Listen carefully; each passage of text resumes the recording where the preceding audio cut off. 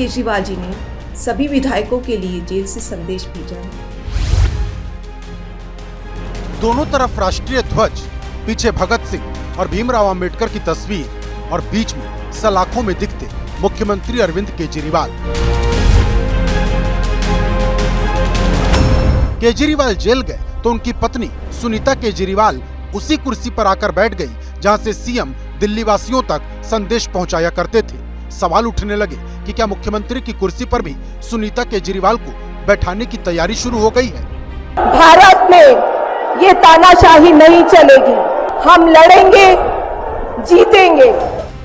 चर्चाओं ने जोर पकड़ा तो तस्वीर धीरे धीरे बदलनी शुरू हो गई। 4 अप्रैल के बाद न तो सुनीता केजरीवाल इस कुर्सी पर दोबारा दिखाई दी और न ही मुख्यमंत्री का कोई संदेश सामने लाकर रखा। 10 अप्रैल को संदेश वाहक वाले सीन में एंट्री हुई गोपाल राय की। जगह भले अलग थी, लेकिन जिस भूमिका में अब तक सुनीता केजरीवाल दिखाई देती थी, उस भूमिका में गोपाल राय आ चुके हैं। कल अरविंद जी से जेल में मिलने सुनीता भाभी जी गई थी। उनसे मुलाकात के बाद आज अरविंद केजरीवाल जी का संदेश पार्टी के नेताओं को आज बुला करके उन्होंने बताया। उन्होंने ये कहा है कि विपरीत परिस्थितियों में भी किसी भी कीमत पर दिल्ली के लोगों को, पार्टी को और सरकार को सेवा जारी रखनी है।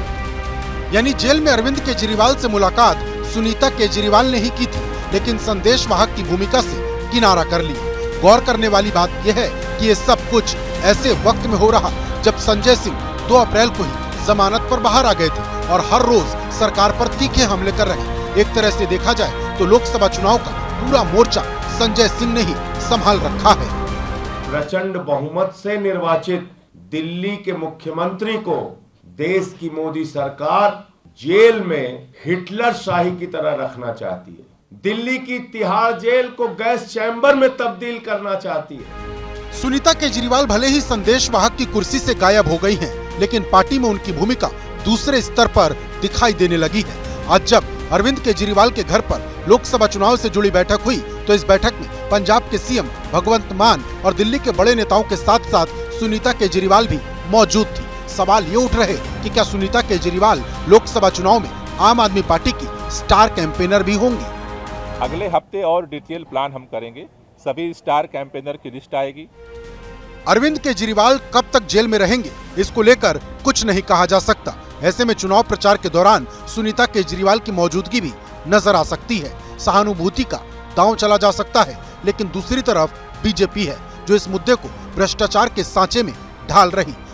आज अरविंद केजरीवाल के इस्तीफे की मांग को लेकर बीजेपी कार्यकर्ताओं ने प्रदर्शन किया। पानी की बौछार से कई नेता और कार्यकर्ता चोटिल हो गए।